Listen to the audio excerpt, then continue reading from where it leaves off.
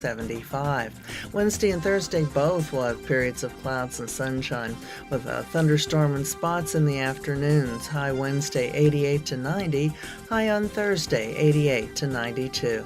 From the Florida Weather Center, I'm Holly Holdren. Veterans Helping Veterans USA. Call 352-433-2320. We help veterans and their families with limited financial assistance, counseling, employment referrals, and a food and clothing bank. You can help in making a huge difference in the veterans' lives we serve by donating food, clothing, household items, or direct financial assistance. All donations are tax deductible. Veterans Helping Veterans USA. 352-433-2320. Thank you for your attention, and God bless America.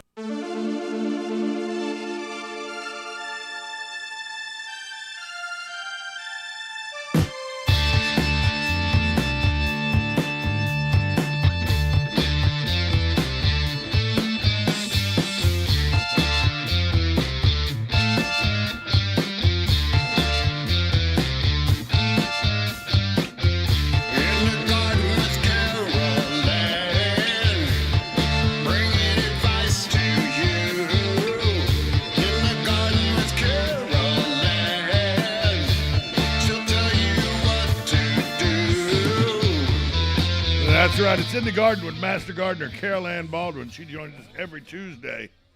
She's in studio. You're not going to be able to reach her today unless we get this problem. Skype is working diligently to fix our phone problems. But if you're calling in the 966-622-9622 number and it's just ringing and ringing and ringing, I'm not ignoring you. I just got an 8th email that said, why aren't you answering the phone? Well, it's because we're not seeing that it's ringing on our end, but they're working on it. And if you're listening, you're hearing him saying this probably for about the 10th time. Right, but exactly. On my show, Good Morning, Tom. Good morning, Carolyn. If they want to, they can shoot a message into the In the Garden Facebook page. That's right. They can send it right there. On the Facebook group page. If you remember, go ahead and you shoot got that it right in there. there in I've front got it of right you. here. And Facebook's working today. Yeah, yesterday you wouldn't have been able to do that. I couldn't have done but that, you right. could have called us yesterday. Right. There you So, 6 one, half dozen the other. Gotta love technology. Caroline, good morning. Good morning. I'm glad you survived the Facebook I ordeal did. of I did. 2021. During my lunch break, I was a little frustrated because it was, that's usually I had catch up nothing on to do. I catch up on everybody's day. I chat with a few friends, and it's like, okay, I had to resort to text message. Well, I didn't realize there was a problem. I did until I went to lunch, and then I thought it was my phone. Yeah, that's it. Yeah, I just thought because I had a couple other things that were running slow. Yeah. So I was like, okay, and I knew I had a message that said, we have an update available for you, and it's like, why do you tell me I have an update when I'm trying to open something else? Right. I'm busy. Yeah. Tell me that. I tried to access Facebook yesterday about 12:30. Yeah. Mine was like 1:30. And it didn't access. Yeah. So I just put my phone down and did other things. Yeah, found something else to do. Yeah. Found Okay, something else to do. I won't waste this 30 minutes or whatever. Yeah. Speaking of other things to do, I have put the fertilizer on the on the lemon tree. Lemon tree. Now Yeah. we're clearing the grass away from it and everything, Right. making a little Give it- dirt yeah. circle. Yep. Then we got the citrus. We got the citrus. Did you get the citrus? I got a top? little gold bag of it. Yeah. Okay. Little Yep, bag yep, like this. So citrus. Yeah. Yeah, yellow bag. Yeah. It's the organic. Okay. You So know. citrus avocado. Yeah, it exactly. Does all that. It's yeah. avocado, Yep, citrus yep. avocado. That's And exactly what I actually, if you read the back of the bag, everybody goes, "Can I use this on my pineapple?" Yes. Yes. Can I use it on my fig? Yes. Yeah. You can use fertilizer on pretty much Right. everything. But we're doing that. We're Yeah. doing that. That's the next thing we're doing the next couple of days. Okay. I need rain. Yeah, I had rain. My store had rain. Last but, week yeah. you didn't have rain. We had rain. Right. Now So this now week it's I need rain. I'm on the south end. You're on the north end. Yeah, I got some rain yesterday. Apparently it rained pretty good at the house. It wasn't raining when I got home, but it had rained hard at work. It must have thought that I must have thought I was getting off at 5. Probably. Because that's when it started. Wanted to and ruin it- your. Yeah, but you- usually I get wet on the way but to my you car. got off at 7. Yeah, I got no. I got off at 6. So I thought, so- it was 5. So you were good when by the started. time it got. By the time I left, it was like, yeah, okay, bye. Not So raining. You notice your view today? Oh yeah, the too big. Yeah. No. Oh. Wow, am I not observant? I Not didn't at see. all. There's two great big planes out there. I initially only saw one. Well, the one's hidden behind the wall when you walk in. Right. But there's And then two I didn't big see that planes. the hedge. Yeah, that's probably The hedge is gone. The hedge is gone.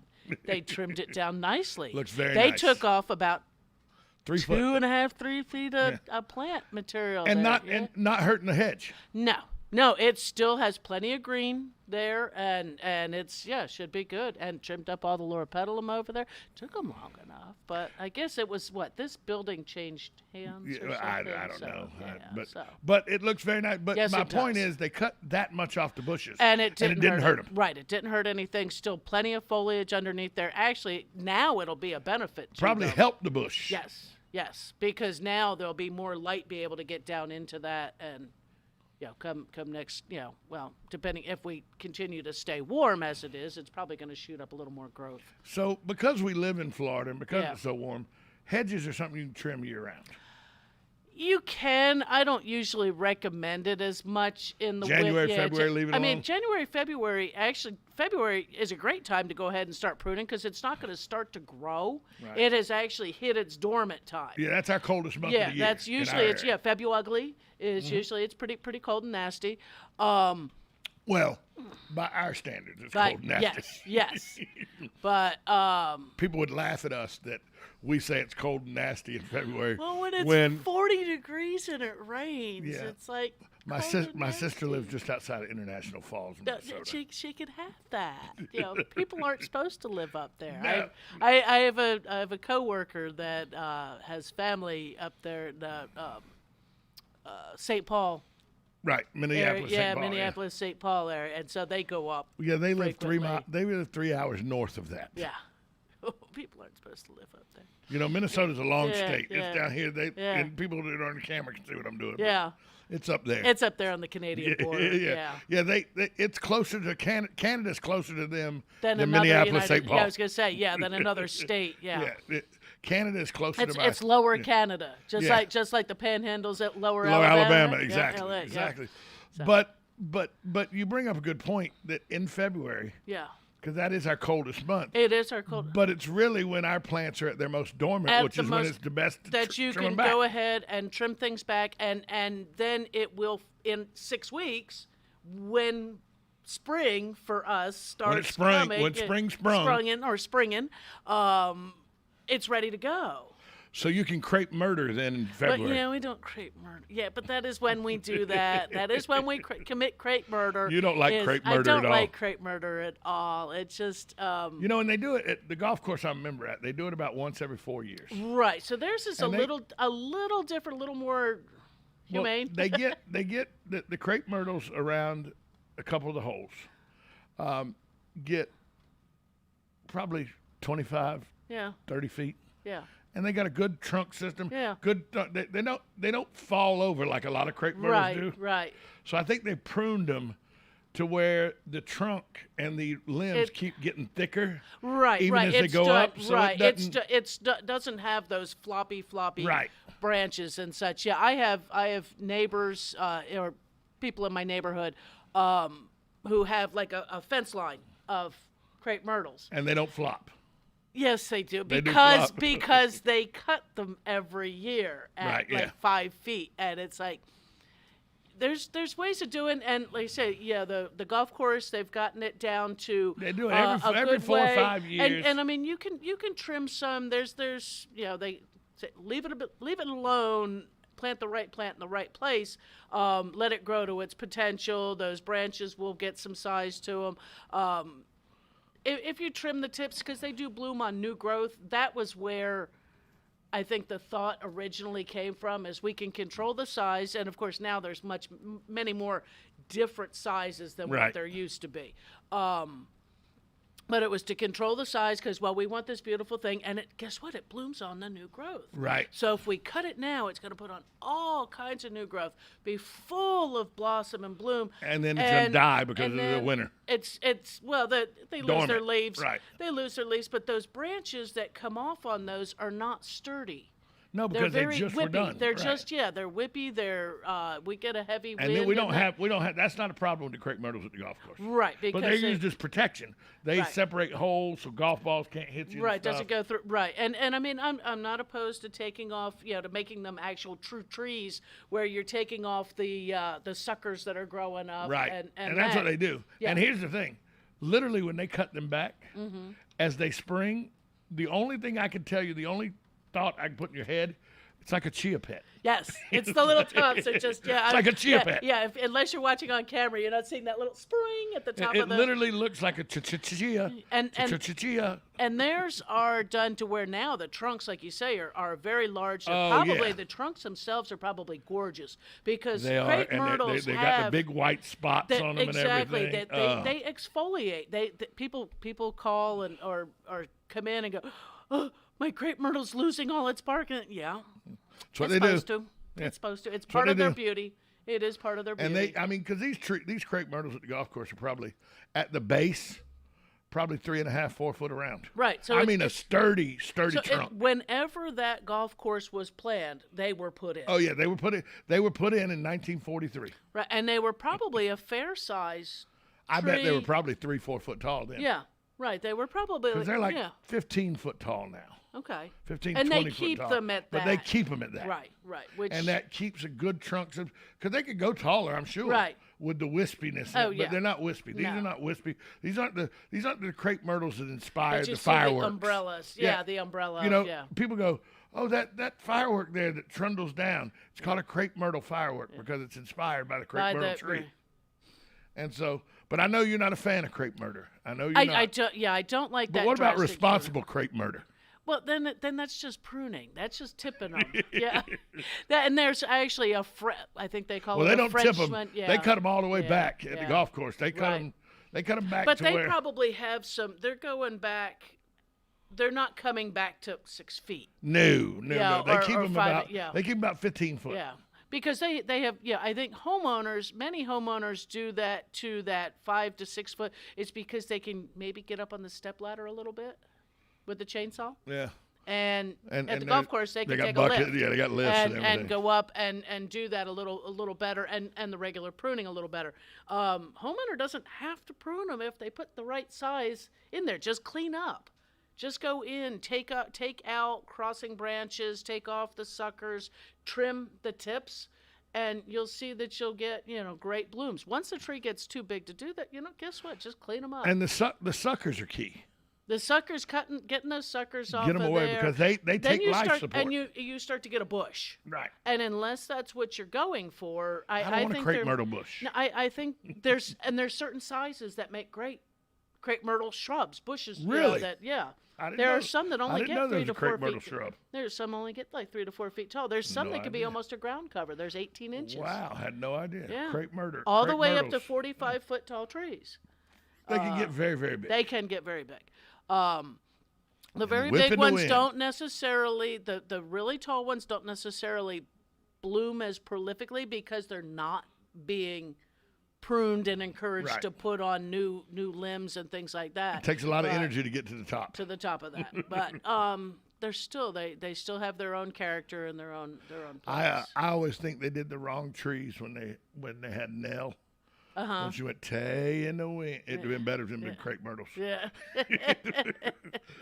You'd have got to see it a Yeah, little that more. would have been Right now, though, I noticed that I was going by the Forestry Service, Okay. and I noticed they were out there with an auger, and they were drilling holes in a blank piece of land where they had just harvested. Ah, okay. Pine they're, trees. They're replanting. Right. Yeah. I didn't know this was a good time to put pine trees in the ground. I don't think it really matters. Oh, These pine these trees? yeah. Because Florida, it Yeah, doesn't it's get just cold enough. it's just something that root system again will get itself established 'Cause before pine the trees- spring the spring growing season. So they have these saplings ready to go. Yeah, they're and putting. they're They're just- like they're putting them. They're like. Yeah. Yeah. They had a little auger out there, and somebody walking behind By it. Hunt just dropping them in there. Drop just it, and they were dropping them. about. You could see them. They're kid. about 10 inches. 10, 12, 15, yeah, that's it. And now, And in 10 years, they'll be ready to. but 2 years from now, they'll be 5 feet tall. Right. But it takes, I think, 10 years to go to paper. 10 years to go to paper, 20 years to go to lumber. Right. That's why they don't like the hemp. Right. Because hemp grows so quick. Because hemp can do it in 10 months. Right. You can make paper, clothes, wood, everything out of hemp, That's in 10 months. And here's how hypocritical we are as a country. Hemp just got to where it's legal to grow in a lot of states. It'd been illegal to grow industrial hemp. Because it was competition to the lumber and the cotton industry. Like West Virginia and Kentucky, hemp grows well in the mountain areas. Yeah. And they very poor area. Mm-hmm. And they wouldn't let them grow hemp because the lobby kept hemp from. And because we're talking about industrial industry. hemp, not marijuana hemp. Right, because of the timber and cotton industries. So the reason we're hypocritical as a country, the largest user of hemp in the world, United States Navy and their ropes. And we've been buying hemp. We've been buying hemp from Afghanistan and everything for years, and letting our own people flounder in a place that it would grow well in Kentucky because it was lobbied against. Right, because it was direct competition to the timber and cotton industry. Yep. Because if you ever seen hemp clothes, they can make very nice, soft, like almost Egyptian cotton out of hemp clothes. Yeah. And hopefully, because hemp doesn't seem to have the pest and disease pressures that the cotton industry has. It's a weed. Where cotton has the boll weevil. Cotton's not a weed. No, cotton is and it's been bred for the fiber as it is, and so maybe there'll be a way of a good interaction between You ever spent much time on a cotton farm or a place they grow cotton? No, we grew cotton one year just because we got ornamental cotton. That was the only way you could buy it. If you've ever worked on a farm that cotton is grown, I worked for D-Fair Farms, and we grew onions, peanuts, soybean, and cotton. Okay. And tobacco. Okay. And they put these little boll weevil things in the ground. Oh, the traps? The traps. Yeah. And I'm like, what the hell is this? How's this going to work? Because it doesn't look like it's anything. Right. Full. Yeah. You leave it out there. Yeah, you get every full 30 days or whatever going through having It's amazing how simplistic Yes. those kind of things are. And boll weevils are attracted to them. Yeah, because of coloration and things like that. That's why yellow sticky traps doing whitefly and things like that. And man, we've had a fly issue at my wife's warehouse. Because she's right next to commissary kitchen. Yeah. And the food dumpsters out back. And I mean the big black flies with the big green eyes. Yeah. And that you just open you're getting how they know. Yeah. When you're at home. There ain't no dumpster nearby. You're at home. You're getting ready to grill. And your grill is clean. You walk out the door with the steaks or the burgers, and within 3 minutes, there's green a fly lands on it. How did he find that? No clue. But this one, I went and bought a 10-pack. Oh, with the little fly trap? Of the sticky fly. No, the fly paper. Like when we were kids. Yeah. Hung all 10 of them up. 2 days later, thousands of flies. Luckily for her, she also has it's a big warehouse with high ceilings. Mm-hmm. She has spiders all up in the top. You look up at the top, thousands of flies. There's going to be spiders eating for years. Yeah. They're going to eat for years. We finally got it to where we got the fan over the door blowing so they can't come in. Yeah. Right. But man. Yeah, because I'd say even the fly traps, you'd be replacing them just because you just have a continuous supply of food for them, and unless you can put those traps to take them away, it just attracts them to it. Are there plants that we could plant that will keep not just flies, but maybe like somebody told me there's a plant you can plant that keeps mosquitoes away? There's a few of them, I mean, but do they work? The biggest thing on how those plants work as repellents is you have to bruise them.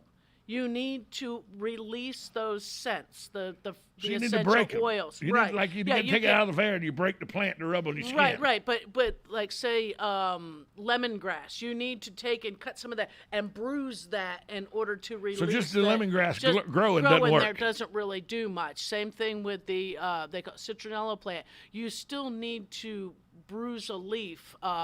Get the scent out in the air. Get that scent out. The what is it? lemongrass, the citronella, lavender, any of these things are very high fragranced when bruised. So, but I would say lemongrass, if you had a sunny area, lemongrass might be the more efficient because you could take and cut some, cut it all up, steep it up into in a kettle or in a pot or something like that, pour it into a spray bottle and be able to spray around and even spray it to yourself. Save some. You could put it in the fridge, sweeten it up a little bit, and have yourself some tea too. Wonder if anybody's ever thought about this, and I'm sure they have because if I just thought about it, somebody has.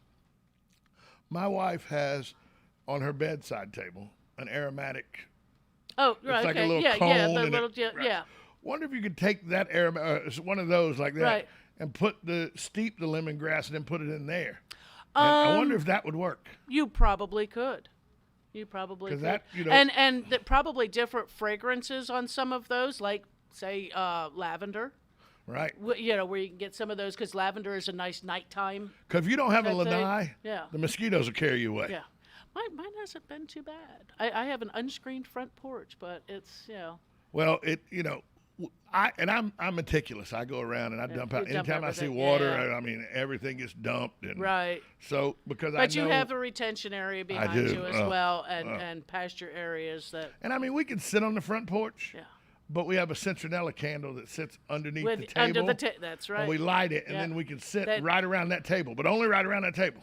And we got the citronella, we have the citronella torches. Right. But, I mean, are they really that effective? Again, where the wind is blowing them, they're effective. Right. So the citronella candle. But as the wind changes. You put the candle right in the right place. You put it under the table. Putting it above the table gives us some ambiance and a little bit on the upper part. But if you put them under the tables, then it stays at leg level which is where they eat meat rises up.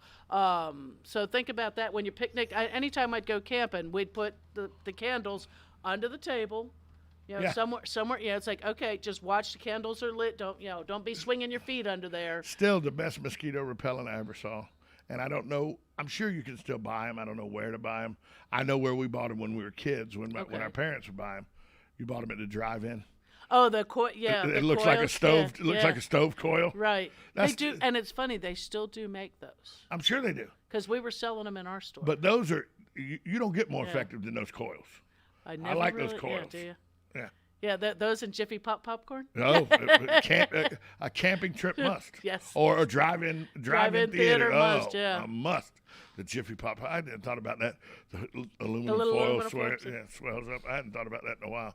But yeah, I was wondering if there are plants you can plant in your your little flower bed areas and all that will help. But you got to bruise them for them to help. You have to bruise them, and you really you almost need to do a lot of them. But if you have a porch or something like that that's covered, you could put a fan.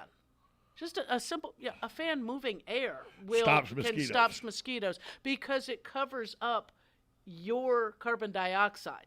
That's what they're attracted to. Right. Every breath you exhale. People think that mosquitoes, that the fan blows mosquitoes so they can't fly into it. No. It's so they can't smell the carbon dioxide. They can't smell this. Right. There's nothing there that's attractive to them. So, again, if you have something, plants that are fragrant and they're near that fan, every time that fan blows across, that's going to help to release some of that scent from those as well. And so you can get be able to get a double duty out of that. It's just amazing that you can plant some things to keep mosquitoes away. And that's the same thing that we plant certain plants to help keep pests out of the garden. That if you keep plant grubs and stuff like that. Or grubs, more like caterpillars, or we plant things to attract good guys in and bad guys out. If you attract the good guys in, they're going to be there to eat the bad guys when they show up. So, you end up with some of those different crossovers on that. I've always wondered what plants, and I knew lemongrass was one of them. Right. But I'm still wondering if that vapor machine, if that would. That probably would. Another thing we did one year, and it worked, was just the dish soap in water. A tablespoon, or whatever it was, half a teaspoon or something like that, into and you put it on the ground. And no, we just took and sprayed it before you were going to go behind. Don't touch the furniture. just walk and spray behind and around and underneath everything 5 minutes before you're going to go sit out there. And then whatever was there was actually knocked down. I have a friend of mine that swears the best repellent for bugs, and he sits out on his lanai all the time, and screening the lanai, but still, he says when he goes out and sits in his outdoor furniture and all, he sprays it right before he goes and sits on it with Febreze. Again, it's hiding. Fragrance. It's hiding. It's hiding your scent, and more than likely, whatever some of those ingredients are, if there were mosquitoes present, just sort of hanging about, it may have knocked them down and knocked them out of the air and taken care of them. More with Master Gardener Carol Ann Baldwin after this short time out on 1370 AM 96.0 FM WOCA, The Source.